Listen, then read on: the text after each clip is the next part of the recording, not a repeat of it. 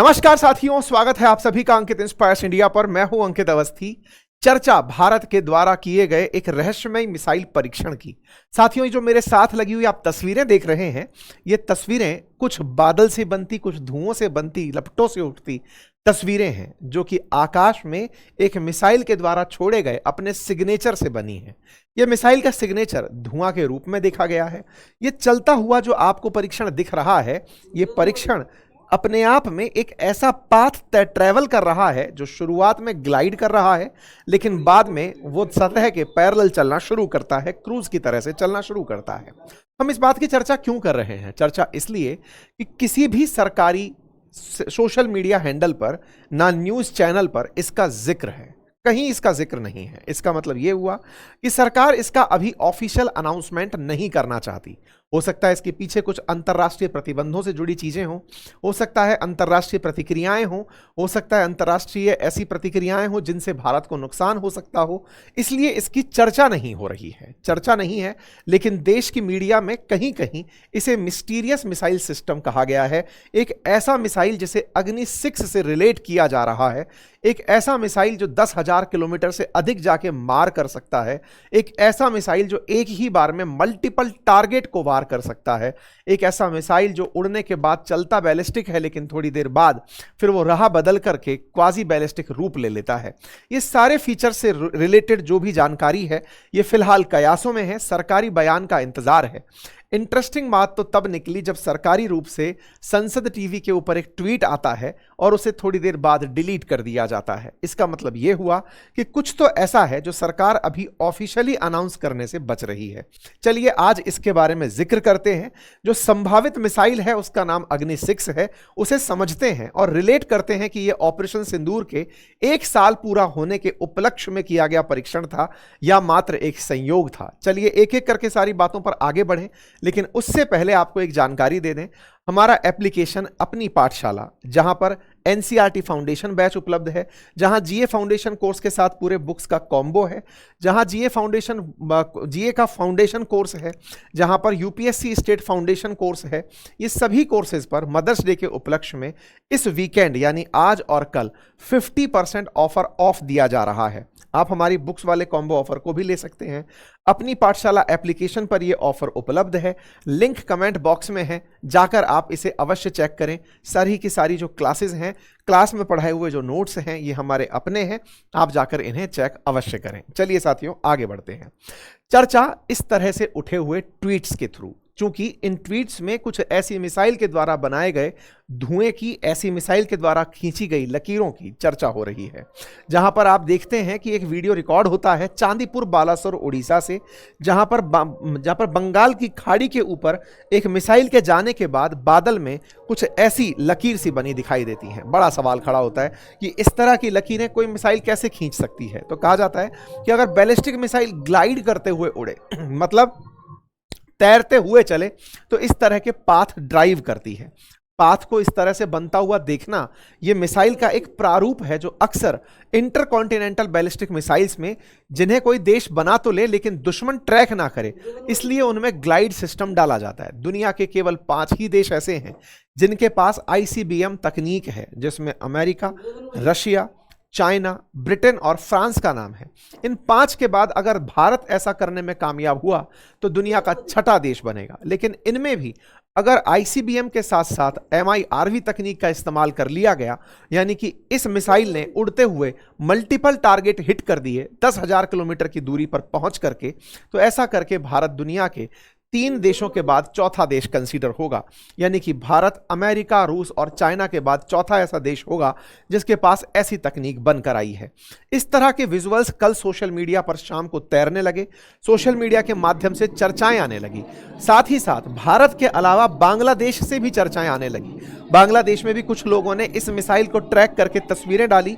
Social media पर यह इस तरह से लिखा गया कि बांग्लादेशियों ने भी भारत के मिसाइल टेस्ट को इस प्रकार से कैप्चर किया है, देखा है। आप में से कुछ लोग पूछ सकते हैं कि ये मिसाइल जब इतना तेज चल रही हैं तो कैमरे में कैप्चर कैसे हो पा रही हैं? क्योंकि ये बहुत दूर उड़ते ऑब्जेक्ट हैं। जब आप मतलब घूमते हुए चांद को भी आप अपनी आंखों से देख पाते हैं जबकि उसकी गति बहुत तेज है, तो कुछ उस तरीके से आप इसे रिलेट करें कि ये बहुत फ्लाइंग ऑब्जेक्ट है, लेकिन चूंकि इनका हॉरिजन बहुत चौड़ा है तो आप इनमें आसानी से इन्हें ऑब्जर्व कर पाते हैं। खैर, इस तरह की चर्चा निकलने लगी कि यह परीक्षण डीआरडीओ के द्वारा किया गया आईसीबीएम परीक्षण है, जो सरफेस टू सरफेस मिसाइल परीक्षण है।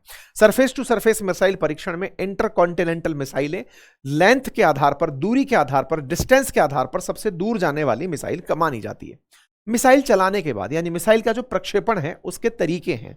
मिसाइल चलने के बाद अगर परवलयाकार पाथ फॉलो करे तो उससे अधिकतम दूरी तय की जा सकती है, लेकिन दिक्कत यह होती है कि जब इस तरह का पैराबोलिक पाथ फॉलो होता है तो यह आसानी से दुश्मन के द्वारा जो डिफेंस सिस्टम डेवलप किए गए हैं उनसे यह डिटेक्ट हो जाता है। जैसे S-400, जैसे अमेरिका का थार, जैसे इजराइल का आयरन डोम, उनसे इस तरह के पाथ को ट्रैक किया जा सकता है। ये रडार में कैप्चर हो जाते हैं, चाहे ये कितना ही तेजी से चले, लेकिन रडार इन्हें पकड़ पाता है। इसलिए सबसे तेज और सबसे सटीक जिनकी मार मानी जाती है वो क्रूज मिसाइल होती हैं, जो अर्थ सरफेस के बिल्कुल पैरेलल चलती हैं, लेकिन ऐसे में उनकी रेंज बहुत छोटी रह जाती है। छोटी रह जाती है से मतलब है कि अर्थ पर चलते समय अर्थ की ग्रेविटी उन्हें अपनी तरफ खींच के दबा सकती है। इसलिए दुनिया में दूर तक मार करने वाली मिसाइल बैलिस्टिक होती हैं और नजदीक पर मार करने वाली मिसाइल क्रूज होती हैं। लेकिन फायदा यह होता है कि क्रूज मिसाइलें डिफेंस सिस्टम से बचकर निकल जाती हैं। तीसरा रूप जिसको आजकल तैयार किया जा रहा है वो ये कि इन्हें ग्लाइड की तरह डेवलप किया जाए। पहले इन्हें एक ऊंचाई तक भेजा जाए और ऊंचाई के बाद में फिर इन्हें रास्ता नीचे ला करके पैरेलल चलने दिया जाए। तो दो तरह के फायदे होंगे। पहला, ऊंचाई से फेंक करके वापस जब वो आ रही है तो ग्रेविटी उसमें स्पीड का रोल प्ले करेगी, ग्रेविटी स्पीड का रोल प्ले करे और फिर उसमें तकनीक का इस्तेमाल करके उन्हें ग्लाइड करा दिया जाए और वो अर्थ के पैरेलल पैरेलल चलने लगे। इस तरह की जो ग्लाइड तकनीक है ये हाइपरसोनिक मिसाइलों में, जिनकी गति अत्यधिक तेज है, मैक 5 से तेज है, आवाज की गति से 5 गुना से अधिक है, उनके अंदर इस तरह की तकनीक इस्तेमाल की बातें चलती हैं। रेंज के हिसाब से बात अगर हम करते हैं तो भारत की इन मिसाइलों में अग्नि सीरीज में 1, 2, 3, 4, 5 तक भारत ऑलरेडी रखता है, जो 5000 किलोमीटर तक मार कर सकती हैं। कॉन्टिनेंट का मतलब है जैसे भारत एशियन कॉन्टिनेंट में है, ब्रिटेन यूरोपियन कॉन्टिनेंट में है, अमेरिका नॉर्थ अमेरिकी कॉन्टिनेंट में है। तो एक कॉन्टिनेंट से जब दूसरे कॉन्टिनेंट तक मार कर सको तो उसे इंटरकॉन्टिनेंटल मिसाइल सिस्टम कहा जाता है। आप में से कुछ लोग कहेंगे हम क्या यहां से उठाकर यूरोप में मिसाइल नहीं मार सकते क्या, हम तो अग्नि 5 ही मार दें। लेकिन किसी भी कॉन्टिनेंट पर आप नहीं मार सके। मतलब भारत से आप अंटार्कटिका शायद टच ना कर पाए, भारत से आप अलास्का टच ना कर पाए। इसके लिए आवश्यक होता है दुनिया के किसी भी कॉन्टिनेंट पर मार करने की क्षमता हो तो उसे आईसीबीएम तकनीक में माना जाता है। 10,000 किलोमीटर से अधिक तक मार कर सके इस तरह के मिसाइल सिस्टम को इस्तेमाल किया जाता है। तो भारत के पास अग्नि 5 प्रेजेंट है और यह वर्किंग में है, फिलहाल काम कर रही है, जो 29,401 किलोमीटर प्रति घंटे की रफ्तार से चलकर मार करने की क्षमता रखती है। यह मिसाइल अपने साथ में बहुत सारे न्यूक्लियर हथियार भी ले जा सकती है। काफी सारे जो भी वेपन्स आप इनके थ्रू ट्रैवल करना चाहते हैं, इनके ऊपर वॉरहेड के ऊपर रख करके भेजना चाहते हैं, वो इन्हें पेलोड के तरीके से भेज सकते हैं। इसकी स्पीड 24 गुना आवाज से तेज है। मैक 24 स्पीड से अग्नि 5 ट्रैवल कर सकती है। ये डीआरडीओ की वेबसाइट पर अग्नि की सूचना उपलब्ध है। कुछ इस तरह से अग्नि सिस्टम को इन्होंने 1 से लेकर 5 तक यहां पर लिस्ट किया हुआ है। तो क्या ये जो मिसाइल परीक्षण है ये केवल सोशल मीडिया के थ्रू ही बाहर आया या इसकी और कहीं जानकारी थी?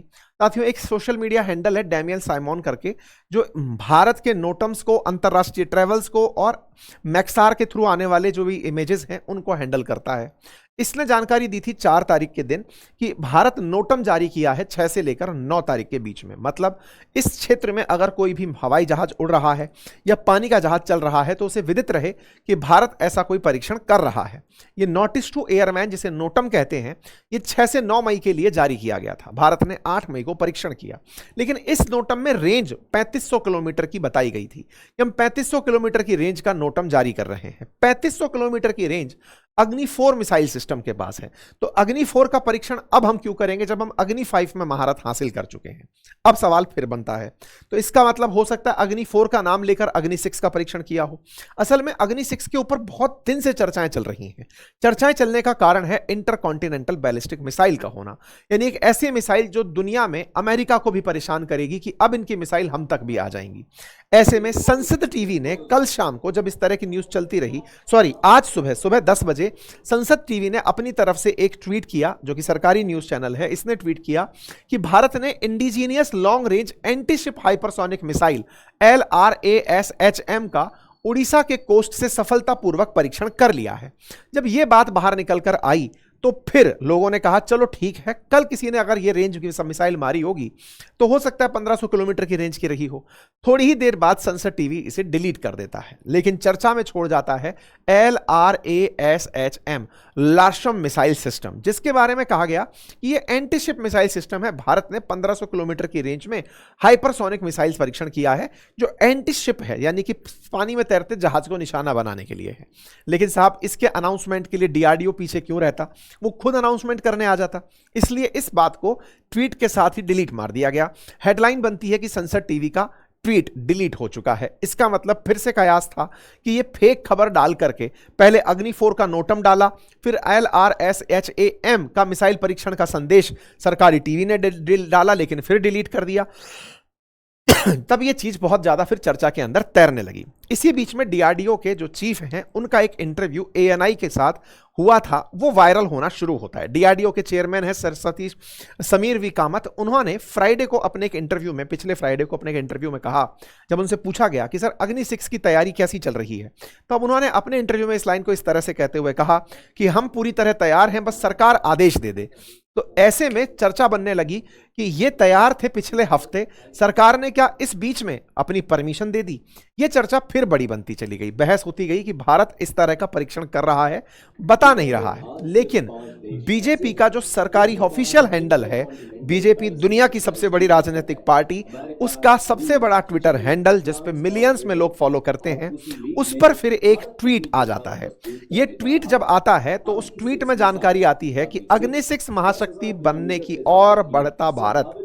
इसमें यह कहा गया कि भारत 10,000 किलोमीटर की मारक क्षमता और MIRV तकनीक के साथ अग्नि 6 इतिहास रचने के लिए तैयार है। यानी एक तरफ DRDO के चीफ का कहना, एक तरफ बीजेपी का हैंडल इस बात का अनाउंसमेंट करता हुआ देखना, और उस बीच में ऐसा परीक्षण हो जाना, ये सब चीजें एक साथ जैसे ही आती हैं, चर्चा तेजी से छिड़ने लगती है कि क्या भारत ने अपनी तरफ से यह मिसाइल परीक्षण कर लिया है। इसके साथ साथ इसकी ट्रैजेक्टरी की चर्चा होने लगती है कि मिसाइल पहले तो यूं उड़कर गई और फिर ये पैरेलल चलने लगी। ये क्वाजी बैलिस्टिक मिसाइल सिस्टम घातक मिसाइल सिस्टम माना जाता है।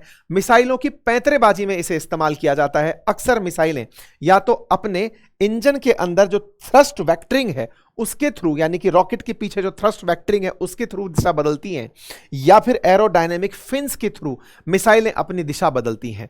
तो बोले हो सकता है कि इसको बहुत उन्नत तरीके से विकसित किया गया हो और इसे MIRV तकनीक के साथ, यानी कि मल्टीपल एंट्री, मतलब टारगेट को ये कर सकता हो, टारगेट कर सकता हो, उसके साथ इसको विकसित किया गया हो। कुल मिलाकर अग्नि 6 का कयास बहुत तेज है, और अगर अग्नि 6 का भारत ने परीक्षण कर लिया है तो यह दुनिया को बता देने का समय टेक्निकली आ चुका है। जिस समय अमेरिका और इजराइल मिलकर के ईरान के साथ जंग में है, भारत अपना ऑपरेशन सिंदूर का 1 साल पूरा कर लेता है। बाकायदा भारत अपने थ्रू अनाउंसमेंट ऑपरेशन सिंदूर के करते हुए बताता है कि हमने 100 पाकिस्तानी सैनिकों को मारा था, हमने कौन से टारगेट हिट किए थे, जहां पर आज भी कंस्ट्रक्शन का काम चल ही रहा है। भारत में हुए आतंकी हमले, पहलगाम में हुए आतंकी हमले के खिलाफ भारत ने 7 मई को अपनी तरफ से लश्कर तैयबा के ठिकानों को और जैश ए मोहम्मद के ठिकानों को पाकिस्तान में घुसकर तबाह किया था। 3 दिन तक चले इस पूरे कार्यक्रम में भारत के द्वारा पाकिस्तान को खूब सारा नुकसान पहुंचाया गया। भारत के द्वारा किया गया ये जो ऑपरेशन था, ये जो एक्ट था, उसकी आज भी एविडेंस इन तस्वीरों से खूब बयान होते हैं। पता चलता है कि भारत ने किस तरह से इनके ठिकानों को डेब्रिस में कन्वर्ट कर दिया था, कैसे आज भी ये तस्वीरें आपके सामने हैं।